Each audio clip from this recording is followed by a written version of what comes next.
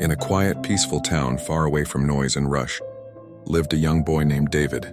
He was 12 years old, full of energy, full of dreams, and his biggest joy in life was running out onto the open field to play soccer. Every afternoon after school, the sound of David's laughter and his footsteps filled the air as he practiced his kicks, his dribbling, and his shots with the same excitement every single day. But today, something was different. When David returned home from school, he didn't run outside with his usual spark. Instead, he dropped his school bag, walked slowly to the couch, and sank into it with a troubled look. He opened his math book, stared at the page for a long moment, and then closed it with a sigh of frustration. His father, who had just come in from the backyard, instantly noticed that something was wrong.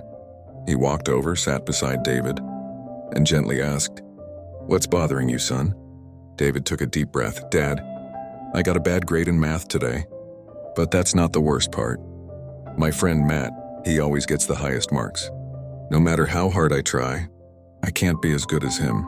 His father listened quietly, then stood up and brought David a glass of water. After David calmed down a little, his father placed a hand on his shoulder and said, "Come with me." They walked to their small backyard garden. The evening light shone through the leaves, creating a calm, peaceful atmosphere. David stood there confused, but his father smiled and said, "Today, you're going to learn 3 lessons. These lessons will guide you not only today, but for the rest of your life." David nodded, curious. "What are the lessons, Dad?" "You'll learn them," his father said with a warm smile, "through challenges." He paused for a moment, then continued, "Your first challenge is simple. Tomorrow, invite Matt to play soccer with you." David blinked in surprise but agreed. The next day came bright and cheerful. After school, David ran to the field and invited Matt to join the soccer game. As soon as the game started, the difference was clear. David moved fast, sharp, and confident, scoring goal after goal. Matt, on the other hand, struggled to keep up. He tripped, missed passes, and lost the ball again and again.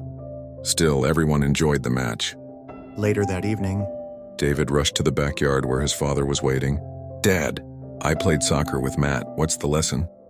His father smiled knowingly. "Tell me, how did the game go?" David proudly described his goals and how Matt wasn't very good at soccer. His father nodded slowly. "David, just like Matt isn't great at soccer." "You aren't great at math, and that's okay. You're both different. You have different strengths. You excel in soccer. He excels in math. That's the first lesson. Everyone has unique strengths, and it's unfair to compare yourself with someone whose path is different from yours." David felt something shift inside him. For the first time, he understood that differences weren't weaknesses. They were natural, but the lesson wasn't over yet. "Dad," David said eagerly, "and what's the second lesson?" His father smiled gently. "Tomorrow, observe Matt at school. Notice how often he works with numbers. That is your second challenge." David looked at his father with tired eyes, still feeling disappointed that he couldn't complete the challenge. But his father gently placed a hand on his shoulder and said, "David, now you finally understand the truth.